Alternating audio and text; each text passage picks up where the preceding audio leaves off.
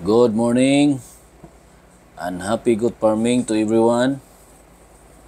So ito na guys, ang natin, ang daily routine natin sa mga kids natin out of breed buwer.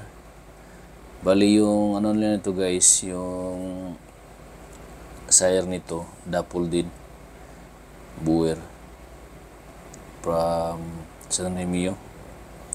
And then kaya yung mga anak dalawa, mga dapol, malakas yung dugo ng tatay nila. Kaya nagpalabas tayo ng dapol, nakapalabas ng dapol.